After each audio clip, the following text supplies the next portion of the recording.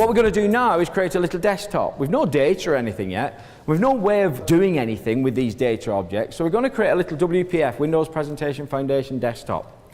It follows this model view model design pattern. Just search MVVM on Google if you want to find a bit more about it. We've talked about it in various sessions over various conferences, so I'm not going to go into great details about it. Very simply, it means over here you've got data. Simple as that, data. Over here you've got a user interface. Simple as that. User interface doesn't know anything about your data. And your data knows nothing about user interface. And then in the middle you have this brick wall called your view model. And the view model is the contractor. He's the guy who allows communication through them to you and through them to you. So if they say, do you know what, some of my data's changed, you'll go, I know what to do with that. I'm going to tell that the data's changed. What you do with it is entirely up to you. We'd hope that you're going to draw it on the screen and make it look all pretty. That's entirely up to you. And when you accept something from the keyboard, or from your barcode scanner or whatever, the keyboard, you're going to go to them and say, got some data for you. And you're going to say, I know what to do with that. I'll give it to you. And you'll go, I got that data. Do you know what? I'll do something with it. You don't have to, but I'll do something with it. Okay? And that's how it works. You're the communicator between the two, in real simple terms. The desktop uses the file IO class to read records from the file and then give that information through you guys to you guys and display it on the screen. And we're going to use a local data file. We're not going to use XF server, but we could do. And everything you're going to see in the next desktop demo is all based exactly on what's in the Symphony Framework Community Project. I'm going to take the same FileMaintenance class and extend it for my particular program. I'm going to create the same user interface that is styled the same way as the community. So the code you're going to be seeing in the next few minutes is exactly the same code that's in the community project that I and Gordon spoke about on, was it Wednesday? Basically, the main thing is it's a simple file maintenance. I showed it to you the other day. It's got a list and it's got the input window at the bottom, or the input form, and you can go through the list. Very, very simple. But there's only about 10 lines of code that we've got to write to make that whole program run. We do have to write the user interface. We've code generated the data objects, and you guys need to write about 10 lines of code. And the reason there's only 10 lines of code is we've got this base class. And when we get in there, we'll talk a bit about OO sort of techniques. I don't want to bore people who are, I know everything about OO, but I also recognize that there might be a couple of people who are not completely fully au fait with OO. So we'll just talk a little bit about it. But we can add and remove and change and delete and list through the items in there. Desktop components we're going to define. Styles. We're going to use styles.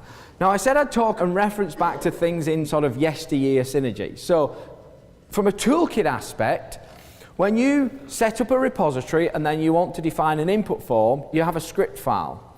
And in that script file, you'll create a .input, which is an input window.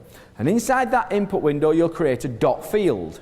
And that .field, you will then go prompt fpos bracket 10, 1, I can't even remember the syntax of it, comma pos bracket 10, 20, comma prompt bracket, this is the prompt, comma required.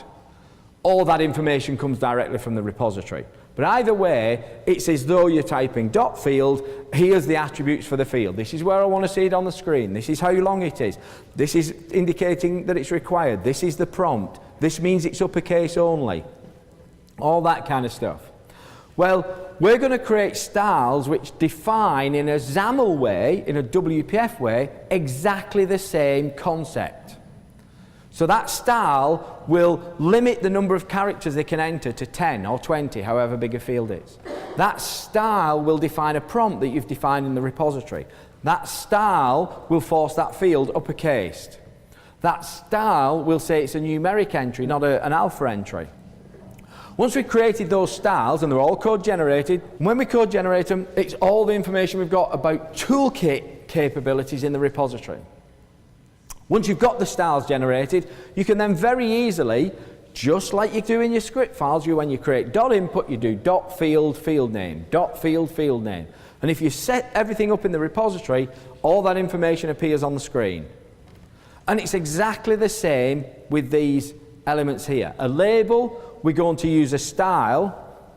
This label here is going to use a style called Vinyl Details Barcode Prompt. So wherever I use that style, and we'll look at what the style is, I will get the prompt information that's defined in the repository. So as long as I use that style on every input form, then every input form will conform and have the same prompt for the barcode field. And it's exactly the same for these field controls. This here is the equivalent of saying .field in your script file. And this style here says, wherever I use Vinyl Details Barcode Style, then that field entry control will always be the same on every form, in every program, in every system I write. That's all the UI stuff. And then you guys in the middle, the view model. We'll bring a class across called FileMaintenance, and we're going to extend it. The FileMaintenance has got all the cool things of how to add and change, delete records, and to load records into a collection that we can then data bind to a grid. Things are customizable, so we need to be able to handle different program modes. We can't have a generic file maintenance and expect it to work, because, as I said earlier, when you go into amend mode, you don't want to be able to amend the barcode. So you need to disable that. But when you're in new mode, creating a new record, you have to be able to enter into a barcode, otherwise you won't be able to create a record with a primary key. When you go into new mode, you might want to force focus into the barcode, because that's where you logically expect them to start. And these view models then allow you to expose the data objects that we've just code generated through to the view that will honor all that kind of capabilities. And then we go on to put together, and this is where we write real code. Up until this point, most of it's been code generated.